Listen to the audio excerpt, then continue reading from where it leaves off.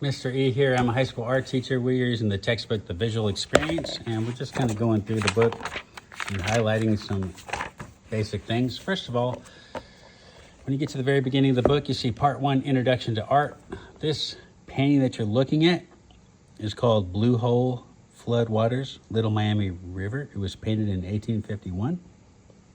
It's by Robert S. Duncanson. This is an example of a landscape painting. A landscape painting is something where you see nature, landscape. The word land gives you a hint.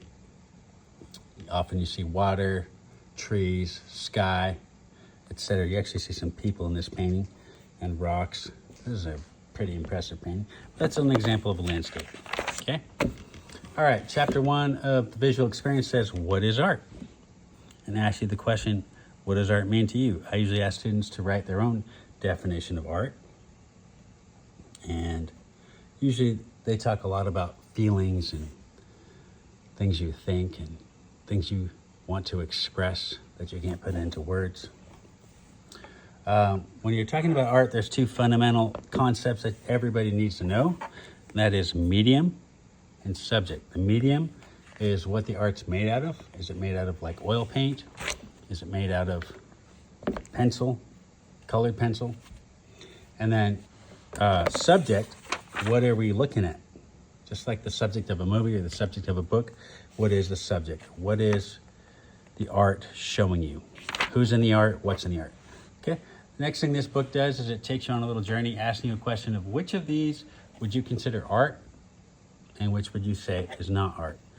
A comic strip, a building, a landscape painting, a briefcase, a Native American clothing design, a series of rocks by water that are covered in a tarp, an ancient cave painting, a suit, some orange squares, and whatever that is, a goat.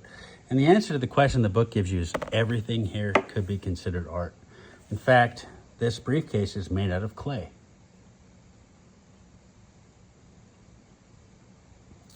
Anyway, let's keep going. A word you need to know is traditional. Traditional art is art that was made by a culture, kind of like food or other customs that are traditional in a culture. But generally speaking with art, when we say traditional, what we mean is it's something that looks like art to us. It's a familiar and a recognizable form, style, and subject matter. It's something that we generally would call art. Okay? Now, another word that this book introduced is the word abstract. Abstract is something that is non-representational. If it's abstract, it doesn't look like something you recognize from real life. So for example, this painting by Joseph Albers, these orange squares, well, sure, you recognize the colors and you recognize the squares, but it doesn't look like a river or a person or a house. It just looks like shapes and colors. So abstract art is going to emphasize shapes, colors, lines, things like that. Okay? The next word you need to know is the word ceramic. Ceramic is a word for clay, which has been fired in a kiln. This is a material that's been used for thousands of years to make pottery. Often clay will have a glaze on it. But what's interesting in this particular book is this little suitcase is actually made out of clay.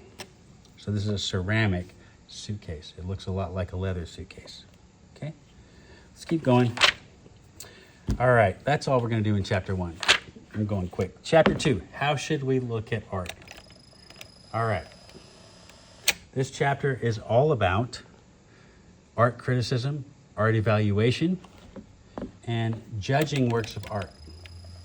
How should we look at art? Let's go over some vocabulary. Philosophy. Philosophy is the study of truth or the study of knowledge. Philosophy is the love of truth or the love of knowledge. This book defines philosophy as asking questions, hard, serious questions, and trying to answer them. That's this book's definition of philosophy. Philosophy of art, then, is asking those hard and serious questions about art. Okay, so in philosophy of art, we're asking questions about how we can evaluate the art, how people respond to it, and how it relates to our lives. Okay, philosophy of art. Next word you want to know for chapter 2 is design. Design is a word that refers to how the artist thought about what they were going to create, how they organized the art in their imagination before they created it. Okay, that's what design is. Good design, then, is something that's logical and harmonious. It looks well put together. And often, something that's well designed has taken into consideration the principles of design. We'll talk about those quite a bit more in this book later on. Okay, next word I want to make sure everybody's aware of is aesthetic experience. When you look at a work of art, generally speaking, a beautiful work of art is going to give you an aesthetic experience. In other words, you're going to look at something and you're going to say, wow. You look at a beautiful sunset, a beautiful sunrise, a beautiful person, an incredible athlete doing something amazing, and you just have an experience where you go, amazing, wow, that's awesome. And a visual experience like that is an aesthetic experience. It's something you see that sort of makes you feel a sense of transcendence and amazement about the world. Okay? All right, we're going to pause here.